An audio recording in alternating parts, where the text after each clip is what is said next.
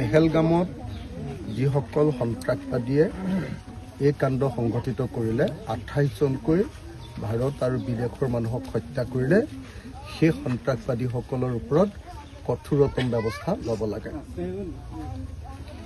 ভাৰত চৰকাৰে এতিয়ালৈকে সন্ত্ৰাসবাদীসকলক বিচাৰি উলিয়াই তেওঁলোকৰ ওপৰত কঠোৰতম ব্যৱস্থা নোলোৱাটোৱে আমাক উদ্বিগ্ন কৰি পেলাইছে। গতিকে মই ভাৰত চৰকাৰৰ প্ৰতি আহ্বান জনাইছোঁ, গৃহ বিভাগৰ প্ৰতি আহ্বান জনাইছোঁ যে দেশীয় সন্ত্ৰাসবাদীয়ে হওক বা বিদেশী সন্ত্ৰাসবাদীয়ে হওক সিহঁতক ধৰিব লাগে আৰু সিহঁতক যথোপযুক্ত কঠোৰতম শাস্তি বিহাৰ ব্যৱস্থা কৰিব লাগে। এই ঘটনাই কাশ্মীৰৰ প্ৰতি মানুহৰ ইমেজ, মানুহৰ যি দৃষ্টিভংগী সেই দৃষ্টিভংগী একেবাৰে বেয়া কৰি পেলালে। মানুহে কাশ্মীৰলৈ যাবলৈ আৰম্ভ কৰিছিলে পৰ্যটনৰ কাৰণে। কাশ্মীৰটো মূলতঃ পৰ্যটন অৰ্থনীতিৰ ওপৰতে চলি থাকে। এতিয়া আৰু কোন মানুহ পৰ্যটন কৰিবলৈ কাশ্মীৰলৈ যাব?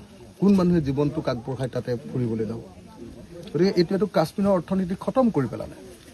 আৰু ভাৰত চৰকাৰেও ইমান দিন যে সন্ত্ৰাসবাদী শেষ হৈ গ'ল বুলি কৈ আছে, সেইটো যে শেষ কৰিব পৰা নাই।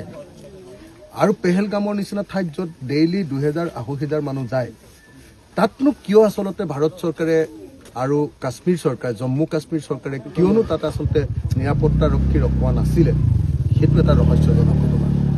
নিৰাপত্তাৰক্ষী ৰখোৱাটো খুব জৰুৰী আছিলে, যিহেতু সকলোৱে জানে যে কাশ্মীৰ এখন সন্ত্ৰাসবাদৰ দ্বাৰা জৰ্জৰিত ঠাই।